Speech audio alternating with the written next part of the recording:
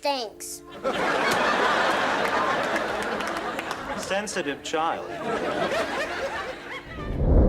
Webster wasn't just another cute kid sitcom. Behind that adorable face and those punchlines about adoption, a battle raged. A child star fought for control, contracts sparked lawsuits that lasted years, and one decision nearly destroyed everything. These are 20 secrets about Webster, hidden for decades. Number 20. The show was built on Different Strokes' blueprint. He doesn't love me anymore. Of course he loves you. I ran away. Wow, what did they do? They came looking for me. Did they find you? I'm here, aren't I? Webster arrived in 1983, and the similarities to Different Strokes were impossible to ignore. Both shows featured a young black child adopted by wealthy white families. Both centered on culture clash comedy mixed with heartwarming moments. ABC didn't hide their inspiration. They wanted their own version of NBC's hit, and they got it. Emmanuel Lewis became Webster Long, a 7-year-old orphan taken in by former football player George Papadopoulos, and his socialite wife Catherine. The setup was formulaic but effective, allowing writers to explore race, class, and family dynamics through a child's innocent perspective. Critics accused the network of blatant copying, but audiences didn't care. Webster premiered strong, finding its own identity through Emmanuel Lewis's natural charisma and the chemistry between the three leads. The show proved that familiar formulas could work if the execution was genuine. Webster wasn't trying to be Different Strokes. It was using the same template to tell different stories. And for 6 seasons, it succeeded in carving out its own space in television history. It's number 19. Emmanuel Lewis was discovered in a completely random way. I just can't figure it out. Everybody knows string rolling beats flying nearly 3-to-1. It's always better. Why don't you try it? The new Whopper. More beef than Big Mac or Wendy's single, and winner for best taste. Take it from an expert. It's terrific. Emmanuel Lewis wasn't looking for stardom when a talent agent spotted him. He was just a kid at a public event in Brooklyn, and his natural presence caught someone's attention. The agent approached his mother, convinced that Emmanuel had something special that cameras would love. His size made him unique, standing significantly shorter than other children his age due to a growth condition. But it was his personality that sealed the deal. Emmanuel could light up a room without trying, possessing an authenticity that most child actors spent years learning to fake. After a few commercial appearances, including a memorable Burger King ad, casting directors for Webster saw his tape and knew immediately they had found their star. Emmanuel was only 11 years old when the show premiered, though he played a 7-year-old, and his youthful appearance made the deception easy. His mother became fiercely protective, knowing Hollywood's track record with child stars was troubling at best. She negotiated carefully, ensuring Emmanuel had proper schooling, limited work hours, and protections that many young actors never received. That early advocacy would prove crucial as the show's success grew. Number 18. Alex Karras. Nearly turned down. The role. Friends of the Lincoln Park Zoo, the Edgewater Community Council, and the Citizens Committee for the Protection of Statues. Now, Catherine, please, we shouldn't be late. Could you assemble yourself, okay? All right. But just promise me. I canceled. Hey, pigeons have to live, too. Won't you sit down? The food will be ready in a moment. Alex Karras was a football legend, a defensive tackle who dominated the NFL for over a decade. Acting wasn't his first career. It was something he'd stumbled into after retirement, mostly doing tough guy roles in commercials. When Webster came along, producers wanted his combination of physical presence and surprising gentleness, believing he could make George Papadopoulos believable as both an intimidating former athlete and a caring father figure. But Karras hesitated. He worried about being typecast in a family sitcom, concerned it might limit future dramatic opportunities. His wife, actress Susan Clark, encouraged him to take the risk, arguing that showing range would actually expand his options rather than narrow them. Clark had been cast as Catherine, Webster's adoptive mother, and she believed the show had potential beyond simple comedy. Karras finally agreed, and his decision changed everything. His performance brought depth to George, making him more than just the comic foil. Karras understood how to play strength and vulnerability simultaneously, creating a character who felt real rather than written. The role became his most memorable, surpassing even his football fame in popular culture. Number 17. Susan Clark and Alex Karras. Were already married. You're just going to a party. It's a formal party, a banquet. A football banquet? Yeah. Throw a little party, little celebration. And darling, we're very proud of you.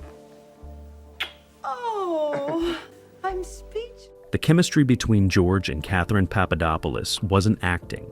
Susan Clark and Alex Karras were married in real life, having fallen in love years before Webster began production. They'd met on the set of a television movie and married in 1980, 3 years before the show premiered. Casting real-life couples always carries risk. Networks worry that personal problems might bleed into professional work, but producers believed their genuine relationship would enhance the show's authenticity. They were right. The comfort level between Clark and Karras translated on screen, making the Papadopoulos marriage feel lived in and real rather than sitcom perfect. They didn't have to manufacture chemistry or pretend to know each other's rhythms. They already did. This dynamic created a stable foundation for Emmanuel Lewis, giving him two adults who genuinely cared about each other, and, by extension, about him. Behind the scenes, Clark and Karras protected Emmanuel fiercely, treating him like family rather than just a coworker. Their real marriage became the show's secret weapon, and providing emotional authenticity that elevated Webster above typical child-centered sitcoms. Audiences could sense the difference even if they didn't know the reason. Number 16. The contract dispute that nearly cold the show. You're a saint. True. I thought young Webster and I might pass the time. Thanks. Sensitive child. By season 3, Emmanuel Lewis's parents realized their son was being underpaid. Webster was the show's centerpiece, his name in the title, his face on every promotional poster, yet his compensation didn't reflect his importance. They demanded renegotiation, asking for salary increases and profit participation that matched Emmanuel's contribution. ABC refused initially, arguing that child actors didn't command adult star salaries regardless of their centrality to a show's success. The standoff turned ugly. Production halted mid-season while lawyers negotiated. Episodes were delayed, and rumors circulated that the show might be canceled if an agreement couldn't be reached. Emmanuel's parents stood firm, unwilling to back down, even when network executives tried intimidation tactics and threats. The dispute revealed ugly truths about how Hollywood valued child performers, treating them as replaceable commodities rather than legitimate artists. Eventually, ABC conceded, offering a substantial raise in better terms, but the damage was done. Trust between the Lewis family and network executives never fully recovered, creating tension that simmered throughout the show's remaining seasons. The victory was Pyrrhic, one at the cost of relationships that might have protected Emmanuel better in the long run. Number 15. Emmanuel Lewis became Michael Jackson's close friend. Okay, now watch carefully.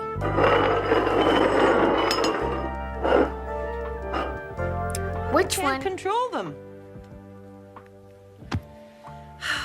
Come on, guys, can you try? Cheer up a little bit. During Webster's peak popularity, Emmanuel Lewis formed an unlikely friendship with Michael Jackson. The two met at an awards show in 1984, and Jackson was immediately drawn to Emmanuel's innocence and genuine personality. Jackson, who was navigating his own complicated relationship with fame and childhood, saw something familiar in the young actor. They became close, with Emmanuel visiting Neverland Ranch multiple times and Jackson attending Webster tapings when his schedule allowed. The media obsessed over their friendship, often portraying it as strange or inappropriate. But those close to both insisted it was simply two people who understood the unique pressures of child stardom connecting on a human level. Emmanuel defended Jackson for years, maintaining that their friendship was pure and meaningful, based on mutual understanding of what it meant to live in the public eye from a young age. Jackson reportedly gave Emmanuel advice about managing fame, warning him about the industry's dangers and the importance of maintaining genuine relationships outside Hollywood. The friendship lasted until Jackson's death, with Emmanuel attending his memorial service and speaking about what their connection had meant to him during his formative years. Number 14. The show tackled child abuse. When networks feared it. Look at me. I know you now. There's a twinkle in your eye. Your neck is flushed. That means you're allergic to your Come on, this Santa doesn't buy off the rack. Oh, Mrs. Claus will remember that when she goes shopping for her new spring wardrobe. In 1985, Webster aired an episode addressing child abuse directly, a topic most family sitcoms avoided entirely. The storyline followed one of Webster's classmates who was being physically abused at home, and Webster's struggle with whether to tell adults about what he'd witnessed. Network executives were terrified, worried that such heavy subject matter would alienate viewers expecting light comedy, and possibly trigger controversy with parents' groups. But the show's producers insisted, arguing that Webster had a responsibility to address real issues affecting children. The episode didn't sensationalize abuse or play it for drama, instead treating it with respect and providing resources for viewers who might be experiencing similar situations.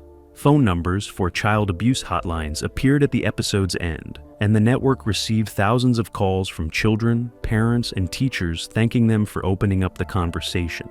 The episode became one of Webster's most remembered, proving that sitcoms could educate while entertaining. It demonstrated that child-centered shows had the unique power to reach young audiences with messages that might save lives, and that avoiding difficult topics was a disservice to the children watching. Number 13. The closet became the show's most iconic location.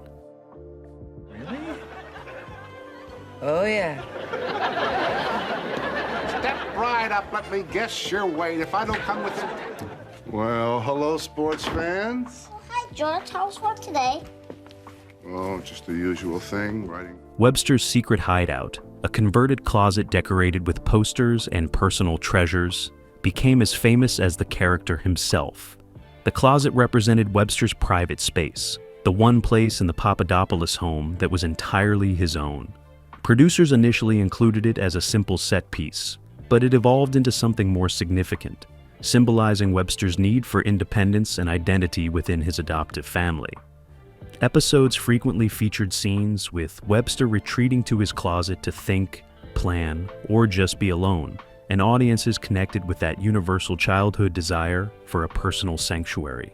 The closet also became a storytelling device, a place where important conversations happened, and where Webster processed complex emotions about loss, adoption, and belonging. Set designers filled it with authentic childhood details, posters of sports heroes and comic book characters, creating a space that felt genuine rather than designed by adults pretending to understand kids. The closet transcended the show, becoming a cultural reference point for personal space and childhood independence.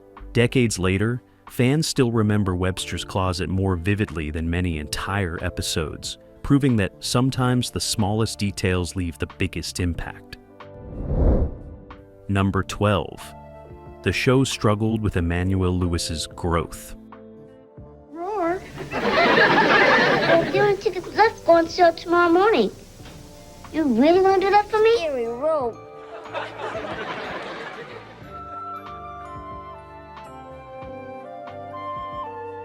Emmanuel Lewis's growth condition, which kept him significantly smaller than other children his age, was both the show's hook and its biggest challenge.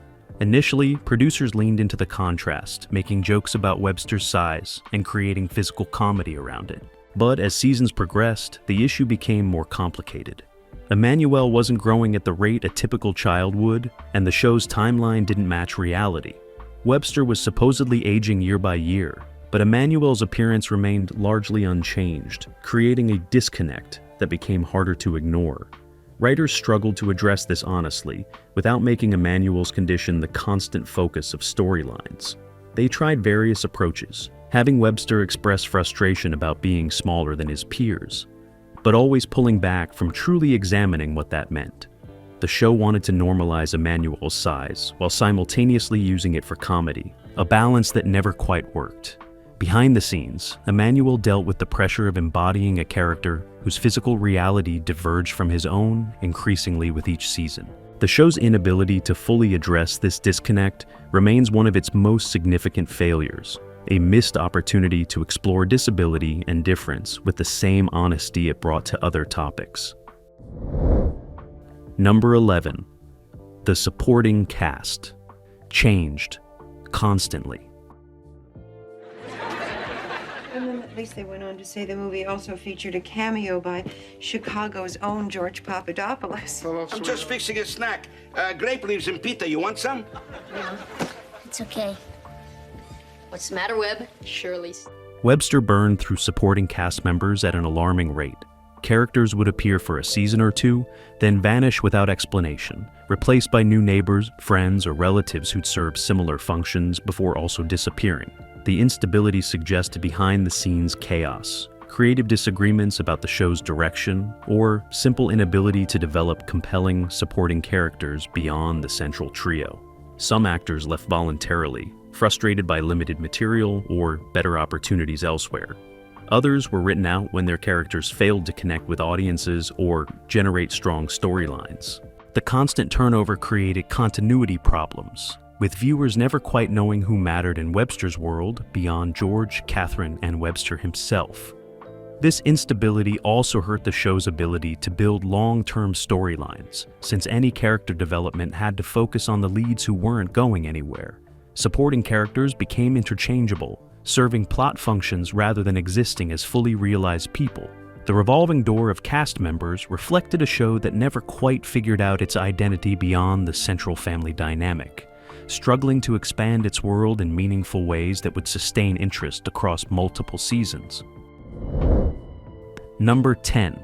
Emmanuel Lewis's education suffered, despite protections. What time is it? Who cares about the time? When you're fishing, time stands still. Sure does. You want a bite?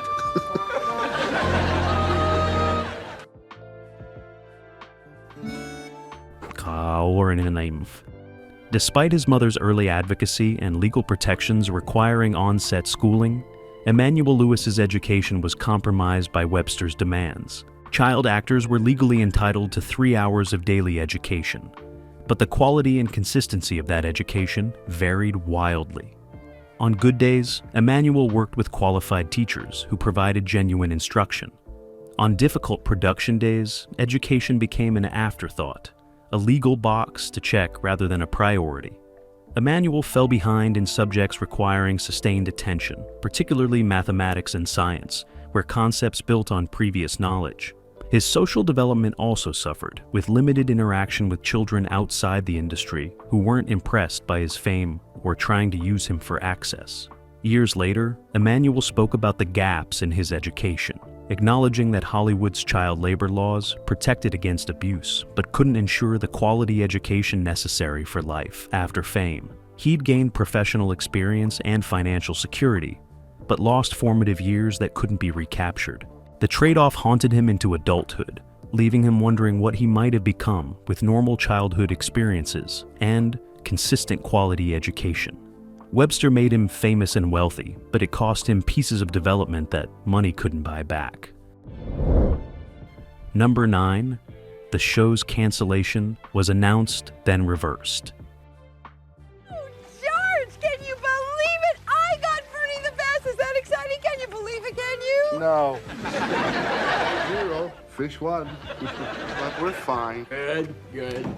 Oh, no, Piney Cabins has a policy they would never interfere on your piece. In 1987, ABC announced Webster's cancellation after 5 seasons. Ratings had declined steadily, and the network wanted to make room for new programming targeting younger demographics. The cast was informed, final episodes were filmed with loose attempts at closure, and everyone prepared to move on.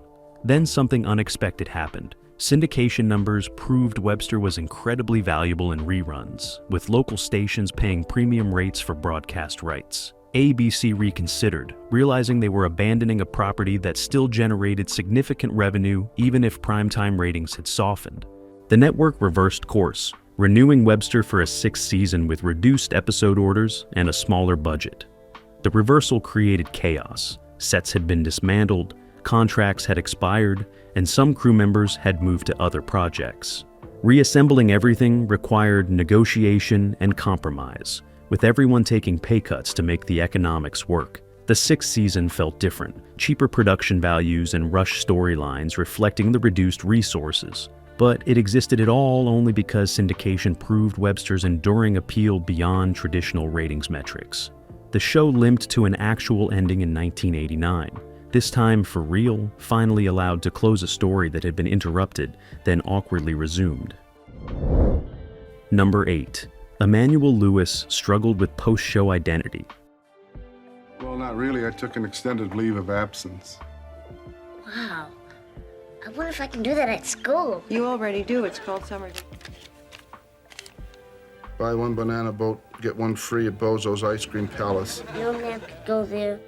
When Webster ended, Emmanuel Lewis was 18 years old, but still looked much younger due to his growth condition. He'd spent 7 crucial developmental years being Webster, and separating his identity from the character proved nearly impossible. Casting directors couldn't see past the role, offering him nothing but variations on the same cute kid character despite his actual age. Emmanuel tried transitioning to adult roles, auditioning for dramatic parts and serious characters, but the industry had typecast him completely. His distinctive appearance made it worse, since he couldn't physically transform the way other child stars might with age. He remained frozen as Webster in the public imagination, unable to escape or redefine himself. The struggle led to depression and isolation, with Emmanuel retreating from Hollywood for years while trying to figure out who he was beyond the character that had defined his entire childhood. He attempted college, pursued music briefly, and tried various business ventures, but nothing stuck or provided the sense of purpose acting once had. The fame that had seemed like a gift became a prison, trapping him in a single identity he'd outgrown emotionally, but couldn't escape physically or professionally. His story became a cautionary tale about child stardom's long-term costs. Number 7. Alex Karras died before the cast could reunite. Call Dr. Benson! Catherine! While the rest of us count down from 10 while they kiss. Wait, we haven't done hands across the living room, so grab hands, there you go. Come on, Webster, don't be... In 2012, Alex Karras died from kidney failure at age 77, ending any possibility of a full Webster reunion. His death hit the cast hard, particularly Emmanuel Lewis, who'd remained close to Karras throughout his life. Karras had been Emmanuel's protector during the show's run, the father figure both on-screen and off who'd shielded him from Hollywood's worst predators. Emmanuel attended the funeral devastated, delivering a eulogy about how Karras had taught him about integrity, kindness, and standing up for what's right even when it cost you something. Susan Clark, Karras' widow, retreated from public life after his death, refusing interview requests and reunion opportunities that might exploit her grief.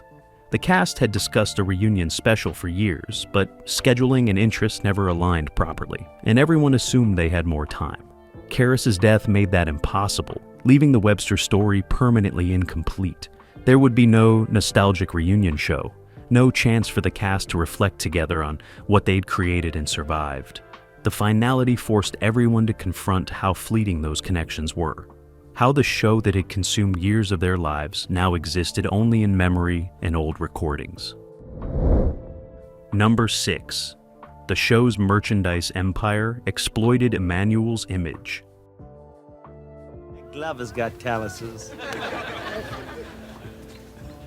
Okay, Coach, ready to see some pictures? Oh, yes. Well... And Patricia, Duchess of Newcastle. Look, you even got the fudge stain out of the couch. That's worth 10 dukes.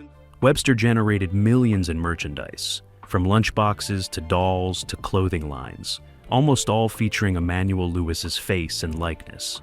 But Emmanuel saw almost none of that revenue. His original contract, signed when he was 11 and his parents were navigating unfamiliar legal territory, granted broad merchandising rights to the network and production company without adequate compensation clauses. Emmanuel's image was everywhere, making other people wealthy while he received only his acting salary. His parents realized the mistake too late, after merchandise had saturated the market and contractual terms couldn't be renegotiated without threatening the show itself.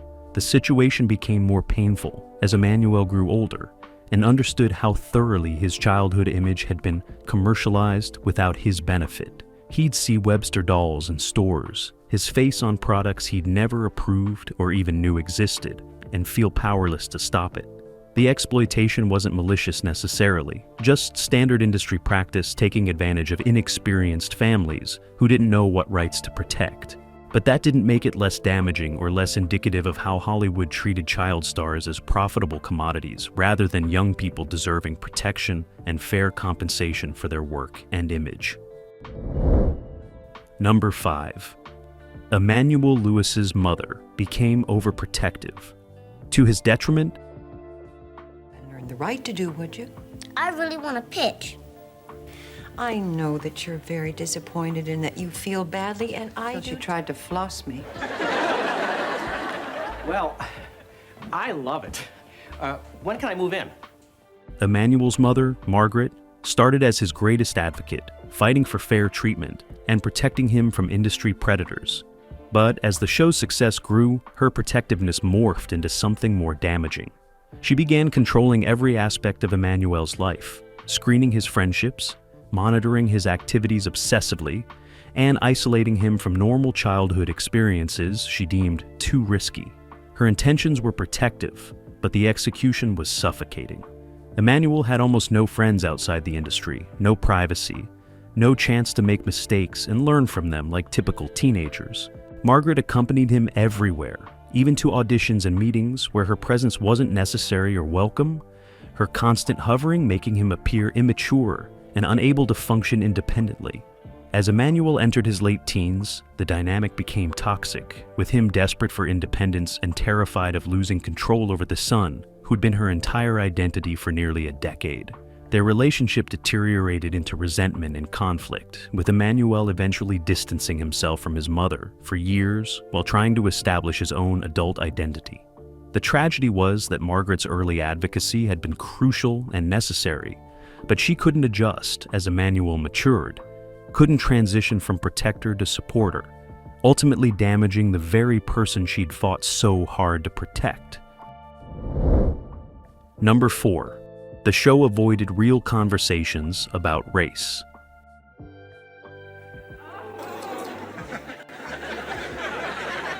Not enough. You're a girl. What are you doing? Just let me show you. You were supposed to get the sodas. Just let me show you this one trick I'm gonna do at the party. You'll love it. Yeah, I'd like to see it. I'd love to see it. Despite featuring a black child adopted by white parents, Webster rarely engaged honestly with race beyond surface-level jokes. The show treated Webster's blackness as incidental rather than central to his identity, avoiding conversations about how race would actually affect his experiences in a predominantly white environment. There were no discussions about discrimination, code switching, or cultural identity. Nothing that reflected the real challenges transracial adoptees face navigating worlds that don't fully accept them in either community. This erasure wasn't accidental. Networks in the 1980s feared controversial racial content would alienate white audiences, so they pushed for color-blind storytelling that pretended race didn't matter. Webster became a black character whose blackness was acknowledged visually, but never explored meaningfully, a missed opportunity to provide representation that reflected actual black children's experiences.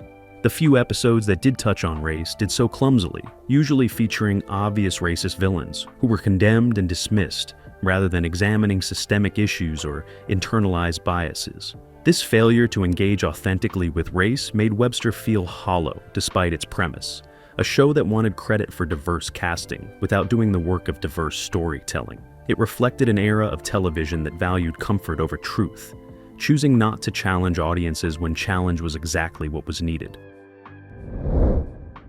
Number 3. Emmanuel Lewis attempted suicide. My pleasure. Does the phrase go away? Ring a bell? Now, you say here that you held the same position for 10 years. That's right. I organized a vocational skills program for disadvantaged. In his 20s.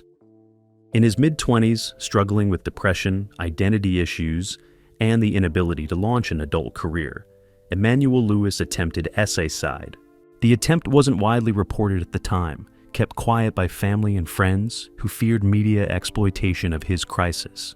Emmanuel had spent years feeling worthless, defined only by a childhood role he could never escape, watching former co-stars and peers move forward while he remained trapped. The Essayside attempt was a breaking point, forcing him to confront the trauma of child stardom and begin the difficult work of rebuilding himself beyond Webster. He entered therapy, slowly working through the damage of growing up in public, of losing normal development to fame's demands, of having his entire identity wrapped up in something that ended before he was old enough to vote. The recovery was slow and painful, requiring him to grieve the childhood he'd lost and accept that he couldn't recapture it or change what had happened. Emmanuel eventually found stability, not in entertainment but in education and advocacy work, using his experience to warn others about child stardom's dangers. His survival was hard-won, and his willingness to eventually speak about it publicly helped other former child stars feel less alone in their own struggles. Number 2. The show's legacy is more complicated than nostalgia suggests. I mean, carry on. You just carry on. Goodbye. Come on, Jerry.